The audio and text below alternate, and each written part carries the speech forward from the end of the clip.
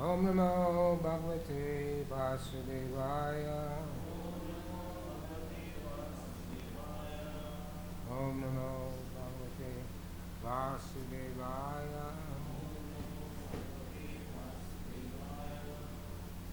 So, reading from Srimad Bhagavad Gita, as it is, chapter 15, Purushottam Yoga, Yoga of the Supreme Person, text number 7, page 637.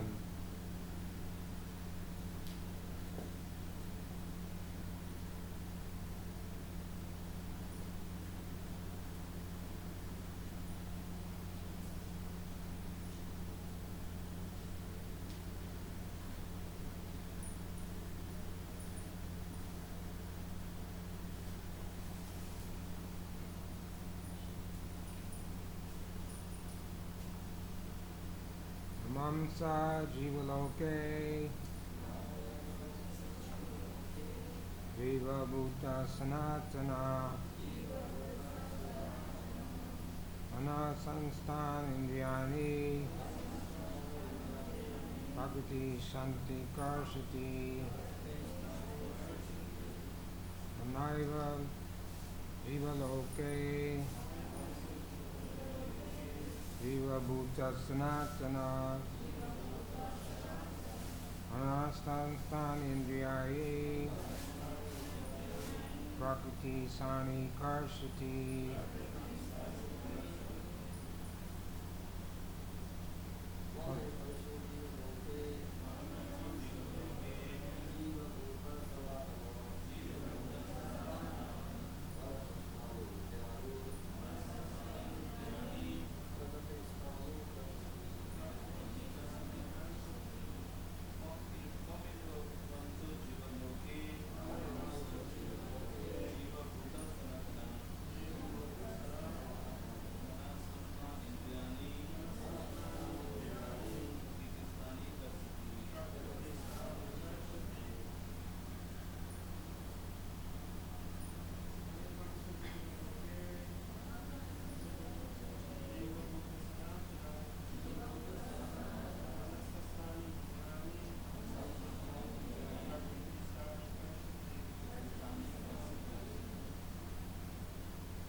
I'll just read the translation since we did this version yesterday. The living entity in this conditional world are my eternal fragmental parts. Due to conditioned life, they're struggling very hard with the six senses, which include the mind. Please repeat. The living entity in this conditioned world are my eternal fragmental parts. Due to conditioned life, they're struggling very hard with the six senses, which includes the mind. Namo Vishnu Budaya, Krishna Prasthaya Bhutale, Srimati Bhaktivedanta Swami Namane, Namaste Saraswati Devi Gauravani, Shani Navase Shunyavadi Bhaskata Distani, Panchakalpatriyascha, Vikasindhamevacha, Padnam Padmayo Vaishnavyo Namanoha, Sri Krishna Chaitanya, Guru Nityananda, Sri Advaita Gadadhar, Sri Vasudeva Gaur Bhaktivinoda. Hare Krishna, Krishna Krishna, Hare Hare, Hare Rama, Rama Rama, Hare Hare. This everyone can hear properly. You can hear it properly. Purport.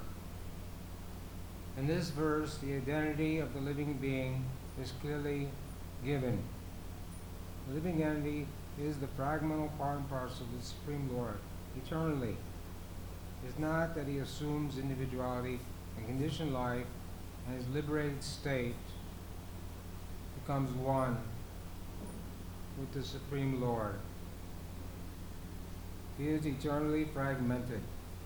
It is clearly said, Snatanaha.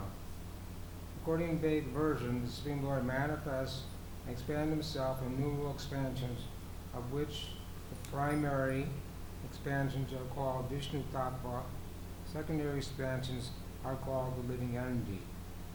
In other words, the Vishnu Tattva is the personal expansion, and the living entity are the separated expansion. By his personal expansion, he manifests in various forms like Lord Ram, Narasimha, Vishnu Murti, and all the predominating deities in the Vaikuntha planets. Separated expansions, living entities are eternally servitors. Personal expansions of the Supreme Personality Godhead, the individual identities of Godhead, are always present. Similarly, the separated expansions, living entity, have their identities as fragmental parts and parts of the Supreme Lord. Living entity also has fragmental portions. Living entity also has fragmental portions of its qualities, of which independence is one. Every living entity has an individual soul, has its personal individuality, and a minute form of independence.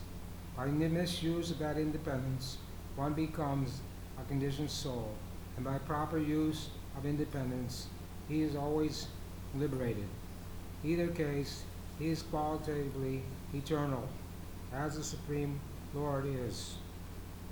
In his liberated state, he is free from material condition, and he is under the engagement of transcendental service unto the Lord. In his conditioned life, he is dominated by material modes of nature, and he forgets the transcendental loving service of the Lord. As a result, he has to struggle very hard to maintain his existence in the material world.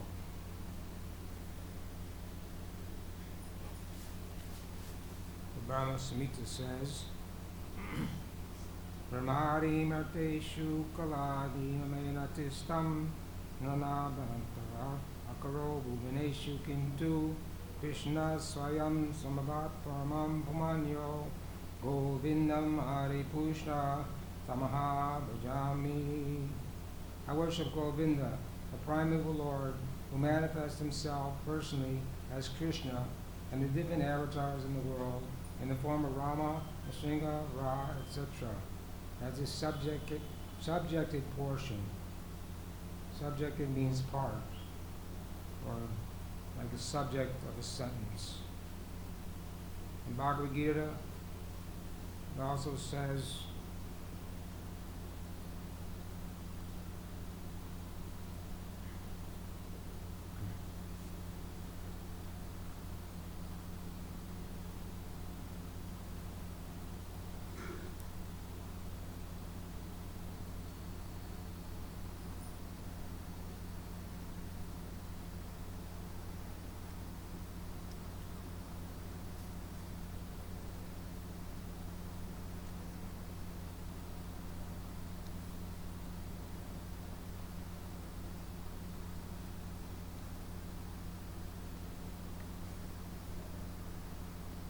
Bhagavad Gita says, earth, water, fire, air, ether, mind, intelligence, false ego, altogether these comprise my separated material energy.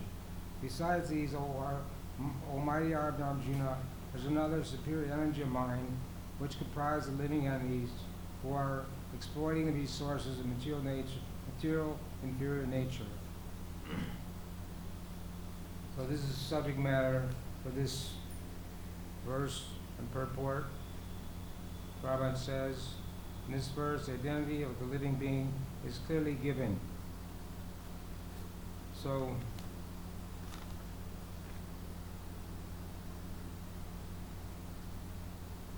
this is what Sri Chaitanya Mahaprabhu came to teach, Achinta Veda Tattva, that the Mayavadi philosophy is Brahma Satya Jagat Mithya, that the material world is false, and the Brahman is the truth. And that the individual living entity, he becomes one with the Supreme Lord, or merges into the Brahman effulgence. But we don't agree with that kind of philosophy. It's not that everything in the material world is false. We're having bodily class, people are sitting here. It's not that you're false, as everything is real, but it has its temporary. It's temporary. Everything in the material world is temporary. As soon as you take birth, once you take birth in the material world, you're sure to die and then be born again. So, this Srila Prabhupada was invited to a program.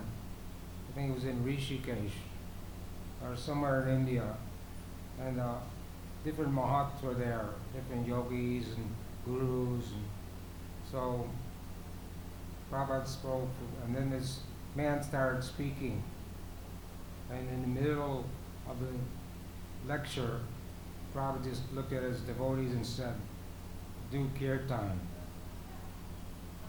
and cut him off, because the man was speaking such nonsense, Mayavadi philosophy. Prabhupada just couldn't stand to hear that. So this is the nature, Mayavadi philosophy. It's not pleasing to the soul. It's not. In fact, it doesn't even make sense.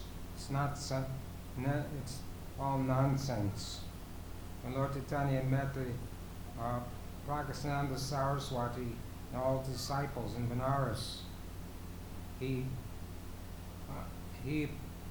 explained Vaishnava philosophy, that the Vedanta's philosophy of Shankaracharya was just made up, imaginary.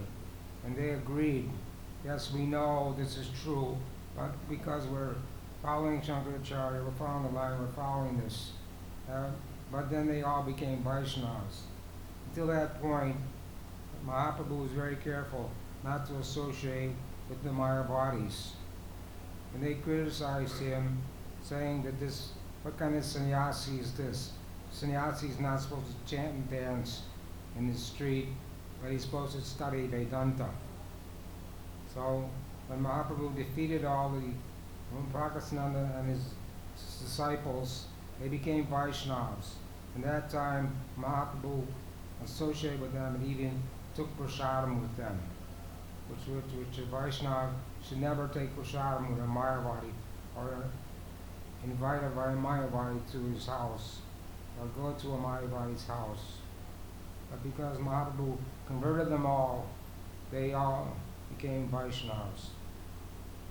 So here, the living entity is described as a fragmental part. It's we have the Vishnu Tattva's forms of the Lord, the Krishna's Tu Bhagavan Sayam.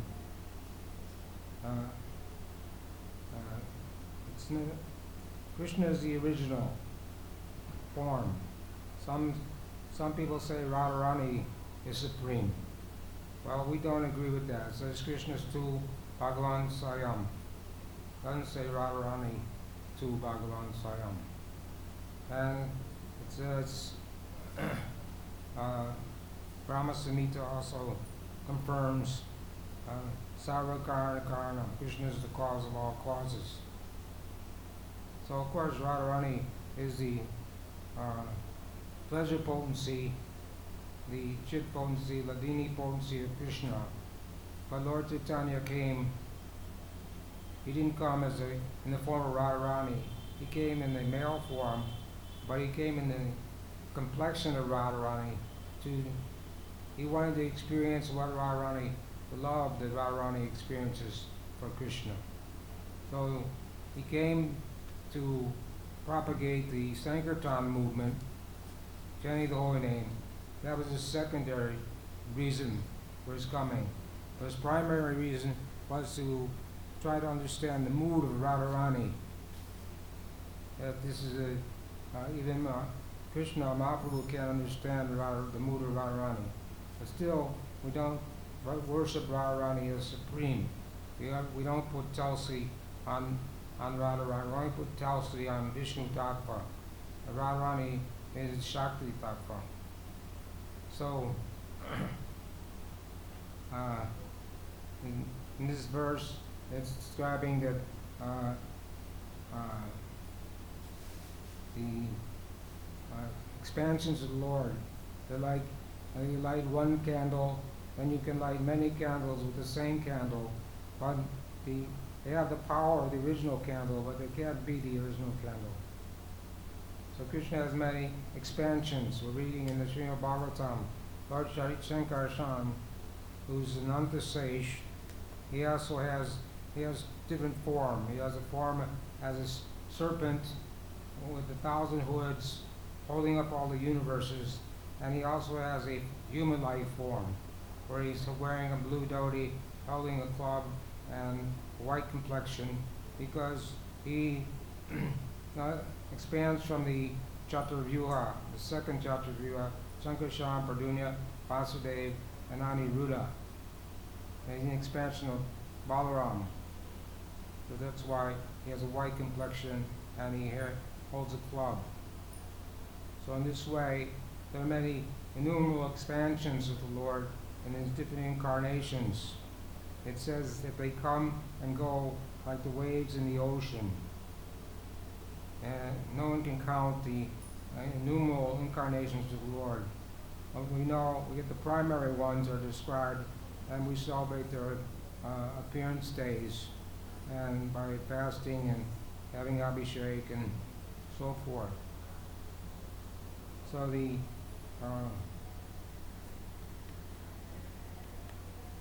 jiva is called a fragmental part. Prabhupada says the material world is in the spiritual world. That's all Krishna's energy. That's like your fingernail. You can cut your fingernail, and there's no pain. But it's still connected to your body. But if you cut too much, then there'll be pain. So the same way the material world is connected to the spiritual world, but only in this way. So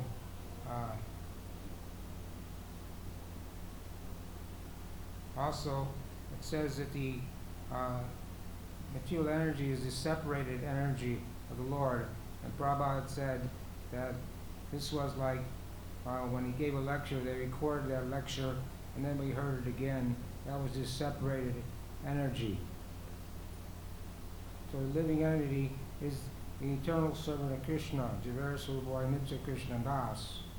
But by being described here, he has minute independence.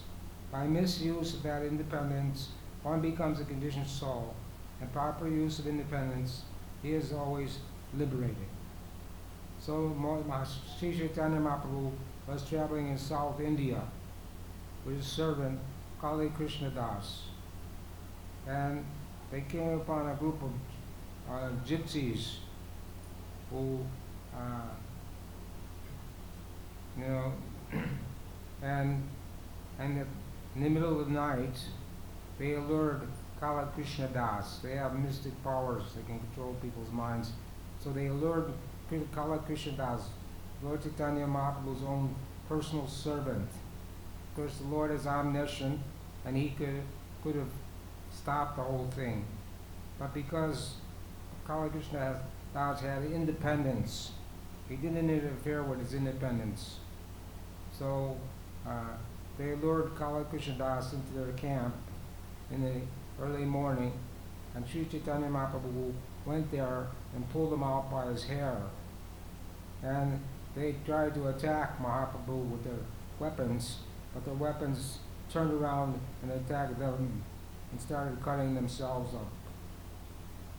So Lord Chaitanya didn't reject Kala Krishna Das in the South Indian tour, but when he went back to Puri, Jagannath Puri, then he rejected him for his being misled in this way. But because he misused his independence.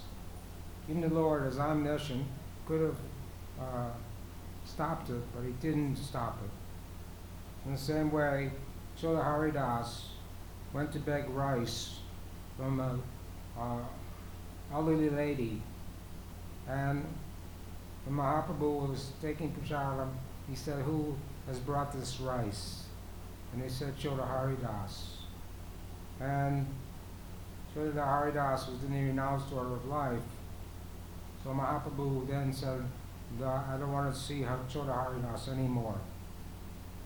Because his offense was not that he went to beg rice from an elderly lady, but at the same time he looked lustfully at a young girl.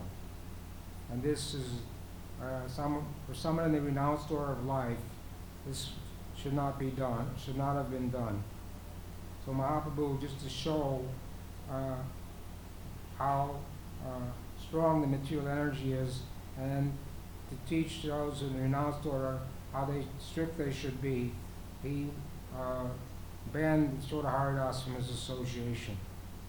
Well, of course, Srila Haridas is an eternal associate of the Lord, and he became he got a celestial body and came to sing for Mahaprabhu. He committed suicide after 1 year because it says if a sannyasi has a fall down, then he should go to Prague and drown himself in the Triveni. But because he's eternal social of the Lord, he got a spiritual body and will come and sing for Mahaprabhu every day. So this is some examples how one can misuse his independence. But by the proper use of independence, then one will take up to the devotional service of the Lord. The living entity, when we come in the material world, we come under the control of Mahamaya, material energy. You know, H.G.Bhuvaneshwar, Mama Maya, this material world is very difficult to overcome. But Krishna said, if they surrender unto me, I can easily, one can easily cross beyond it. So, it's Maya's duty, business duty. She's a pure devotee of Krishna, but she has the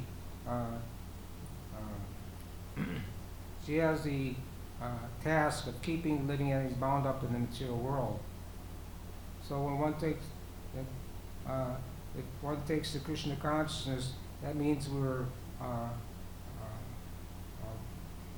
declaring war on Maya. When we take the Krishna consciousness, we're trying to get free from Maya, free from the bondage of material nature. But so if the Mahamaya or Yoga Maya, she sees that you want to serve Krishna, then she'll help you in that way. But if she sees you want to disturb Krishna, if you're not a sincere devotee, then she'll not help you, and you won't be able to stay in Krishna consciousness. So this is the different points in this paragraph. So we come in this material world because we forget the transcendental loving service of the Lord, or misuse our independence. As a result, the living entity has to struggle very hard to maintain its existence in the material world. So, if we didn't have independence, then there wouldn't be any question of love. You can't love someone by force. Love is by choice. So if we love someone,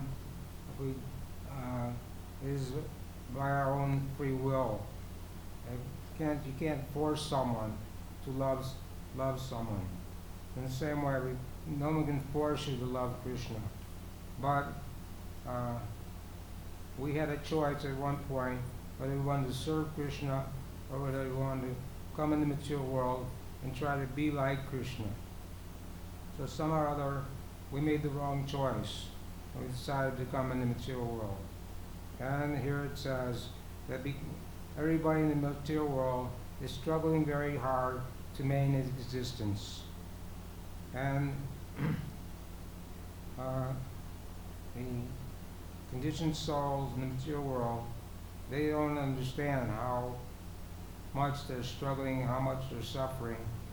But devotees can understand this, and therefore That is why we took to Krishna consciousness, because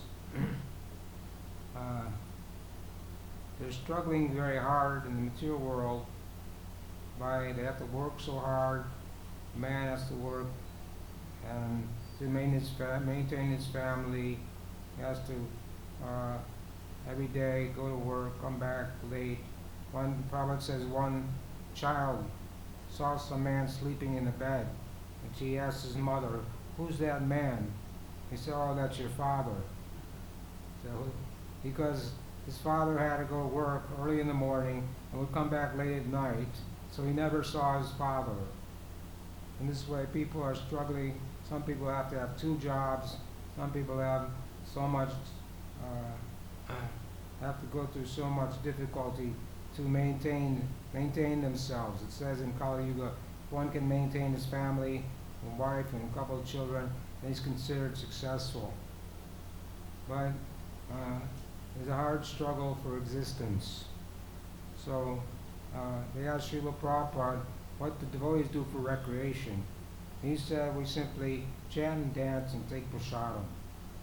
So which is better, to chant and dance and take prasadam, or to struggle to make a lot of money, to make money, to maintain your family, to get no real happiness, little pleasure they get, they work hard at night, at night they have sex life and sleep, and this is the only, they think they're happy in this way. So people are envious of devotees, and they say, why don't you get a job? Why are you chanting, dancing? Why don't you get a job like us and suffer like us? We say, well, why don't you just come and join us and stop, instead of suffering so much? They don't understand this. And when we have temples in the cities, in different neighborhoods, the neighbors, so a lot of times the neighbors are envious of devotees because we're not working hard like they are. But sometimes they become devotees, but usually they're not favorable to the devotees. Anyway, next paragraph says, the living entity, not only human being, cats and dogs, but even greater controllers of the material world, Brahma, Shiva, even Vishnu, all part and parcel of the Supreme Lord. They are eternal, not temporary manifestations. The word karsati, struggling or grasping hard, is significant. The conditioned soul is bound up as though shackled by iron chains. He is bound up by false ego, and the mind is the chief agent in which driving him in this material existence. When the mind is in the mode of goodness, his activities are good. When the mind is in the mode of passion, his activities are troublesome. When the mind is in the mode of ignorance, he travels in the lower species of life. It is clear, however, in this verse that the conditioned soul is covered by the material body with mind and senses, and when he is liberated, this material covering perishes, but his spiritual body manifests itself in its individual capacity. The following information is given in the Majan Din Naya Shruti. Na ba Aisha Brahmanista Idam Shiriram Marja Atish Riya Brahma Visham Paja Brahma Pashyati Brahman Srinoti Brahman Naivadam Savam Anubhavati. Stated here, when a living entity gives up his material embodiment, enters into the spiritual world, he revives his spiritual body, and his spiritual body, in his spiritual body, he can see the Supreme Personality God face to face. He can hear him and speak to him face to face. He can understand the Supreme Personality God as he is. In the Smriti, it is understood. Vashanti Yantra Pushaha Sarve Vaikuntha Murtayaha. In the spiritual planets, everyone lives in the bodies featured like the Supreme Personality Godhead. As far as bodily construction is concerned, there is no difference between the part and parcel living entities and the expansions of Vishnumurti. In other words, at liberation, the living entity gets a spiritual body by the grace of the Supreme Personality of Godhead. So, the false ego and the mind, these are chief agents who's driving the living entity. Here it says that he's bound up like with iron chains, with very strong binding. And it's not easy to get out of this binding. It says in the mode of goodness, his activities are good. But we don't find that. Most people are in the mode of passion and ignorance, and therefore they engage in all kinds of sinful, abominable activities. And therefore their future is very dark. You can ask anybody in the material world, what is the goal of life? And great scholars, whoever they may be, they can't answer what the goal of life is. They think the goal of life is to work very hard for 20, 30 years, accumulate some money, get some vehicle, a motorhome or something, and go live in some campground or someplace in a nice place where there's nice weather, and watch television. They think this is their success in life. But we know, Prahlad Maharaj says, the living entity, from the beginning of his life, he sleeps, living entity lives at most 100 years, and half that time it's spent sleeping. And then in his youth, in his boyhood, he plays in youth, he plays in sports. Then in married life, from 25 to 50 or 60, he's engaged in family life. And then in old age, he's can't take to Krishna consciousness because he's too conditioned, and he has to suffer so many miseries in old age. And therefore, this way, living in a waste is valuable human form of life. There are 8,400,000 forms of life, and only 400,000 are actually human life. And of those 400,000, only a small percentage are actually civilized human beings. A civilized human being is one who accepts a spiritual master and takes to Krishna consciousness, practices spiritual life, and tries to make a solution to the real problems in this world.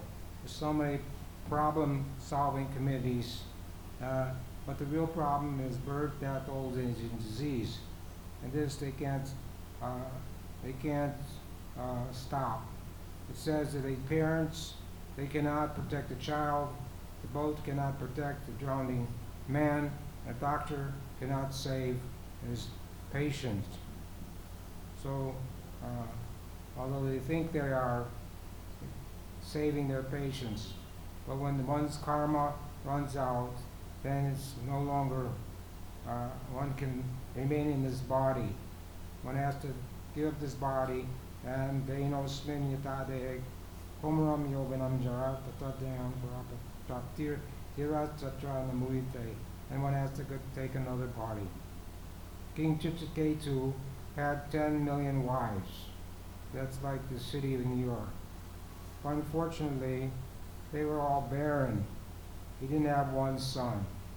So he was very upset that he didn't have one son, because he thought he needed a son to keep him from going to hell, to do pinda, or to save him after he left his body. Then Angira Muni came and gave him a son.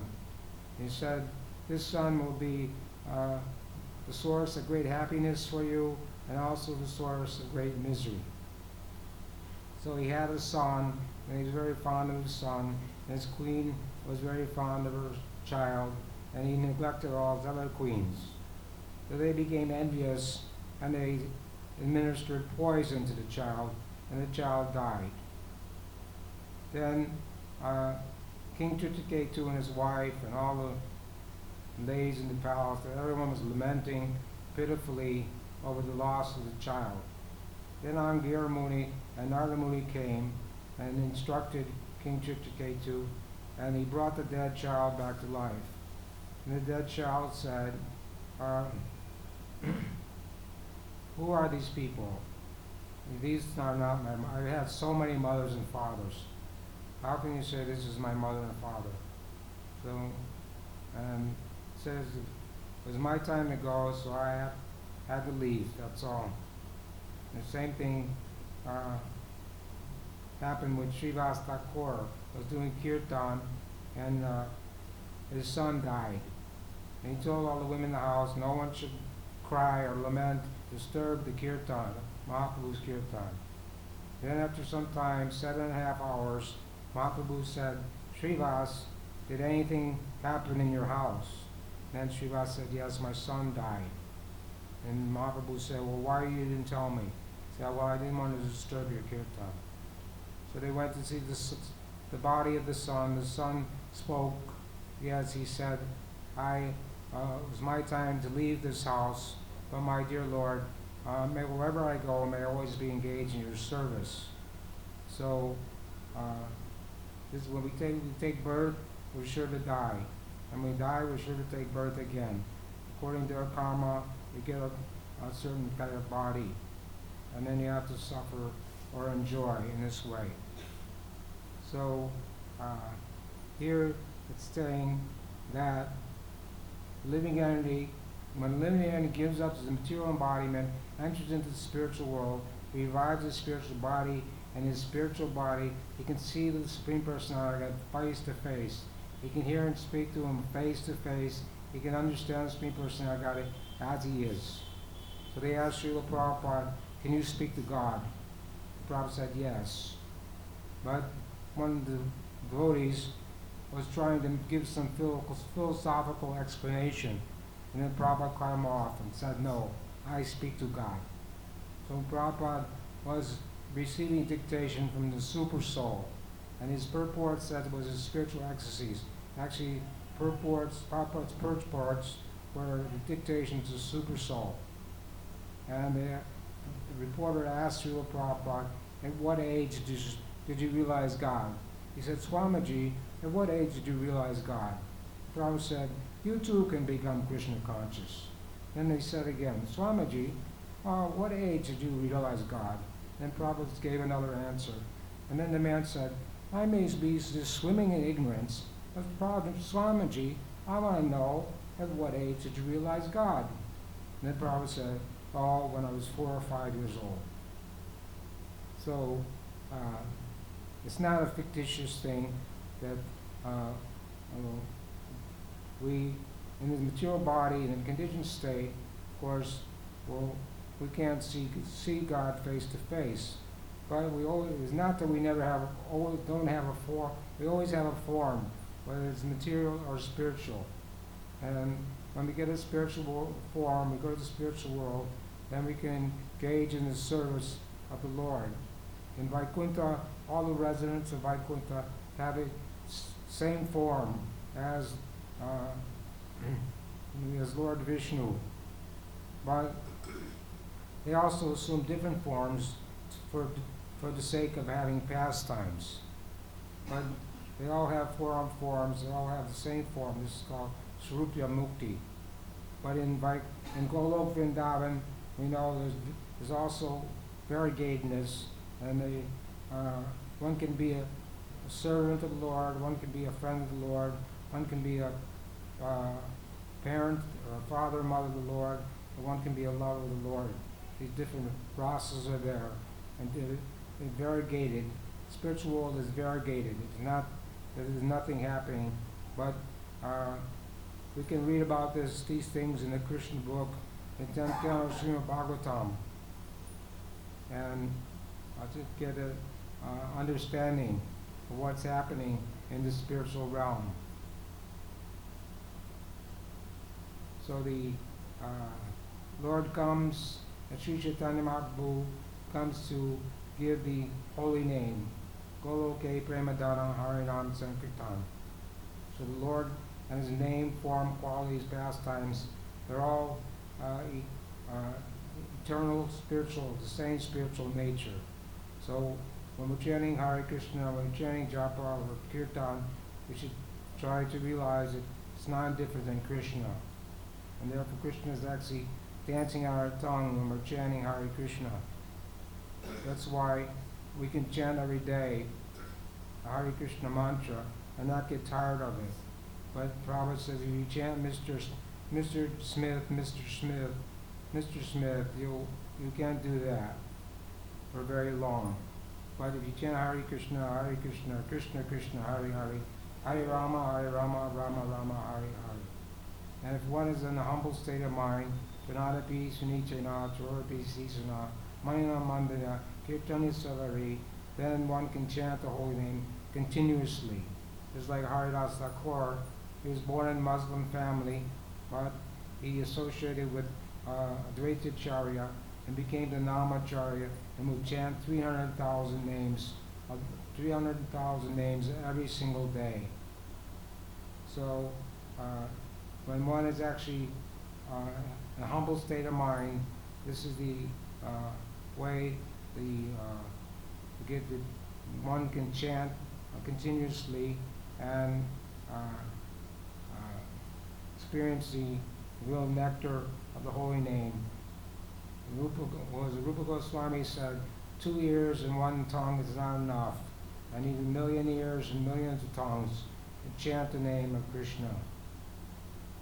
So the words Maimamsa, fragmental part and parcel, are also significant.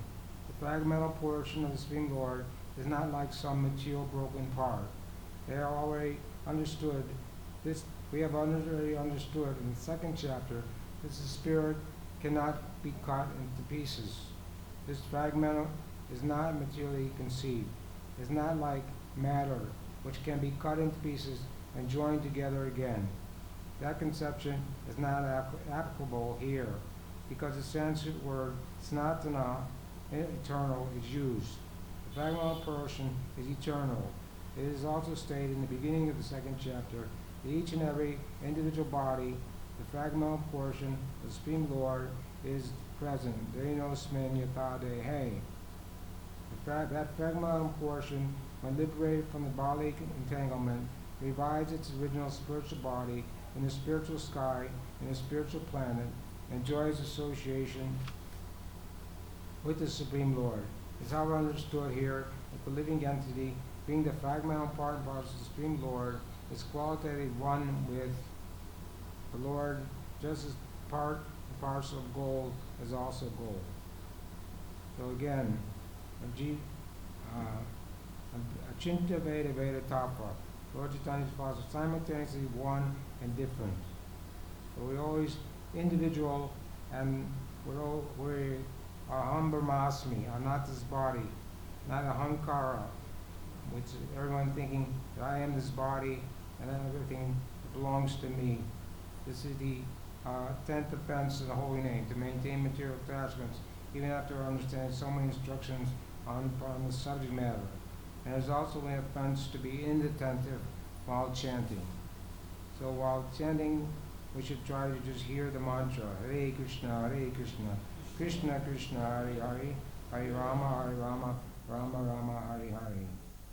Krishna, although the mind, here it says the mind is the cause of the conditioned souls being bound up in the material world. So we should not listen to the mind. The mind is our best enemy. When the mind is controlled, is our best enemy. But when the mind is uncontrolled, is our worst. When the mind is controlled, is our best friend. And when the mind is uncontrolled, is our worst enemy. So the mind wants to take us here and there and everywhere when we're chanting japa. Distractions are there. This is a disease called distraction or inattentiveness. And so even if one chants 64 rounds, if he's inattentive, he doesn't hear the holy name, he will not even taste 1 drop of nectar of the holy name. So people are doing that chanting this month. This is Purushottam Mas. It's the same name as this chapter. So many devotees are performing different vrats or make different vows, do different things. So this is very good. But if someone chants 64 rounds, he should try to chant without committing offenses to the holy name. In this way, chant the pure name and get the results of chanting. Otherwise, Bhaktivinoda Thakur says, well, this is chanting. If it's namaparad, this is semblance to the holy name. We're not really chanting the holy name. But you have to come to the stage of namabhas, which is like in the morning when the sun rises, it's light outside, but it's not dark and it's not light. It's in between. The sun hasn't fully risen. So namabhas, one starts to avoid the offenses and starts to get the real effects of the holy name and experiencing ecstatic symptoms. So,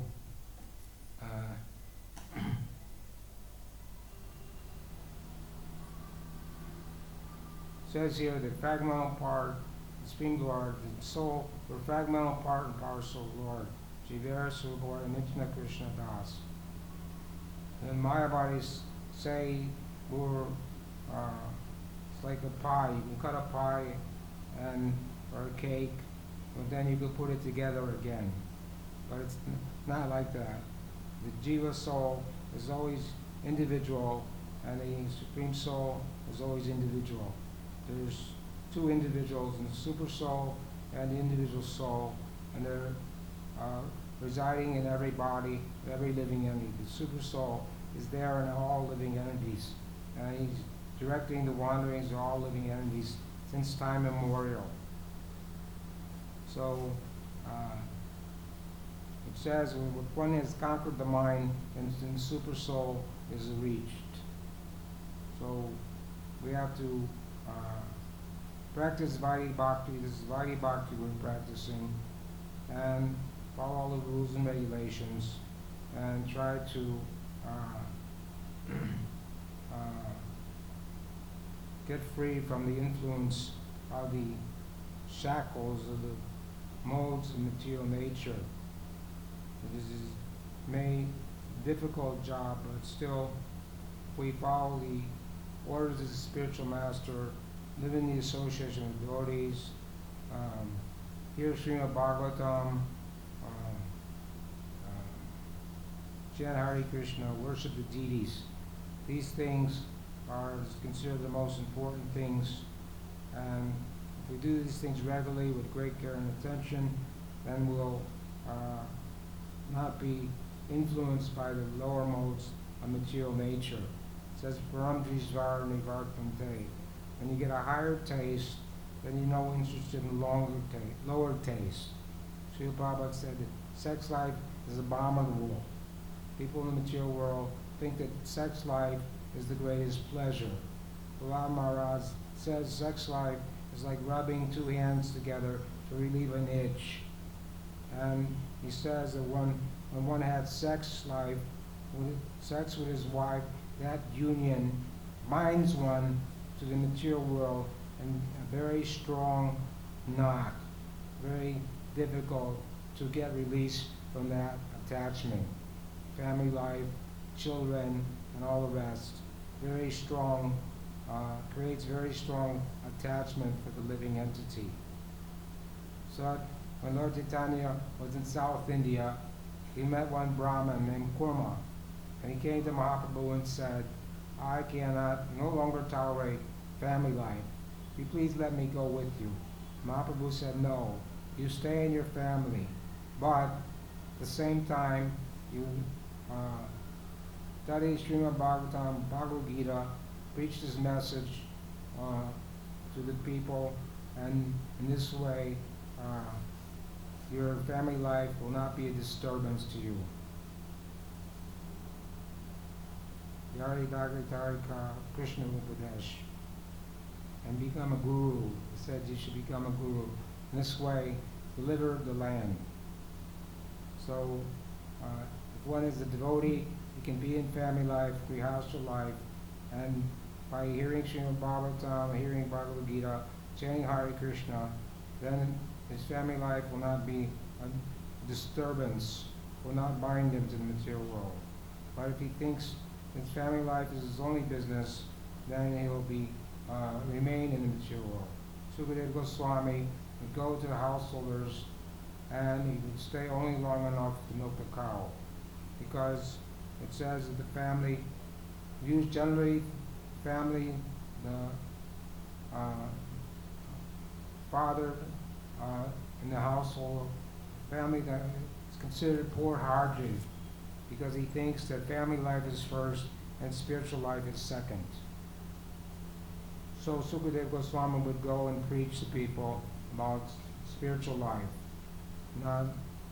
It's the other way around. Spiritual life is first, family life is second.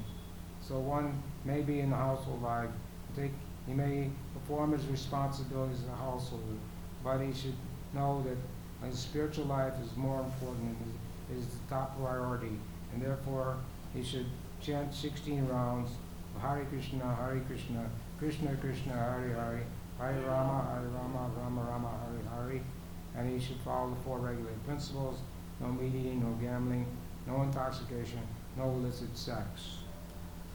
So, the living entity in this conditioned world are my eternal fragmental parts.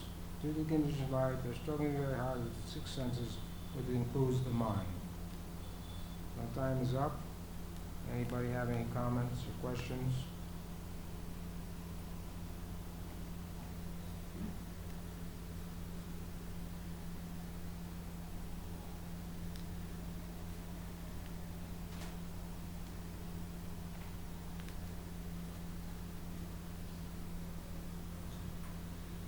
Hi, Krishna. During the lecture, you were explaining how it's possible to get the same form as the Lord. So we usually think of this as the 4-arm Vishnu. There's so many planets with 4-arm Vishnus. But there are other avatars, like Viraha, Rupa, Hayagriva, and Hamsa.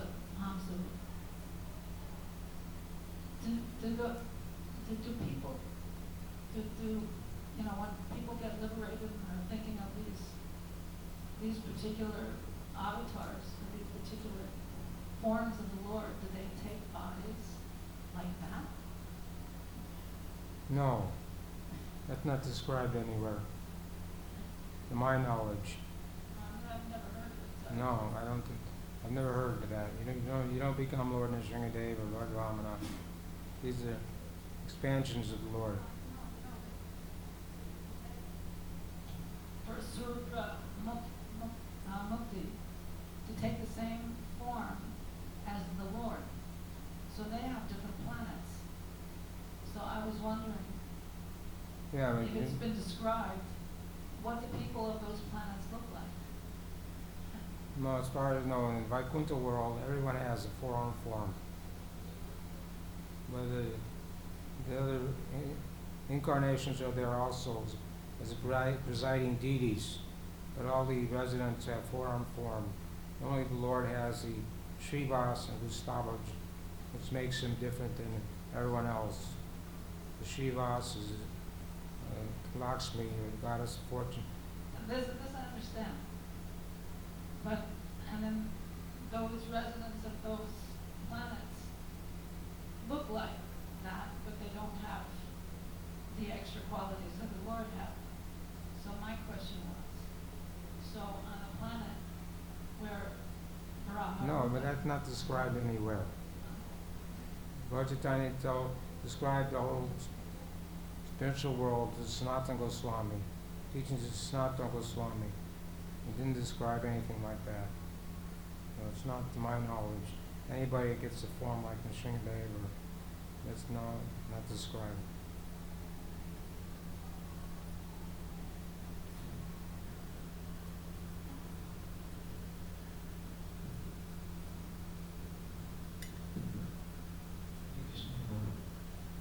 That first paragraph in the purport, 15th line, I don't understand the sentence Prabhupada given. The personal expansions of the Supreme Personality of Godhead, the individual identities of the Godhead are always present. Yes. I cannot understand this. Can you? Means they're eternal. They're eternally existing wherever they are. We're not eternal. In this body, we're not eternal. We have to take body of the forms. Vishnu forms are eternal. They don't change their bodies. They don't take birth. They don't die and take birth again. They're always eternally that same form. Whether in Vaikuntha or incarnated in this world, they always have Satchidananda Vigraha, Satchidananda Vigraha, eternally full of knowledge and bliss. We're Satchidananda, our position is Satchidananda, and in the Lord's position Satchidananda Vigraha. He's always eternally full of knowledge and bliss, and is able to form with eternal knowledge and bliss.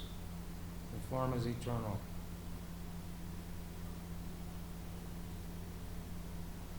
Anybody else? Alright. Srila Prabhupada ki. Srimad Bhagavad Gita ki jai.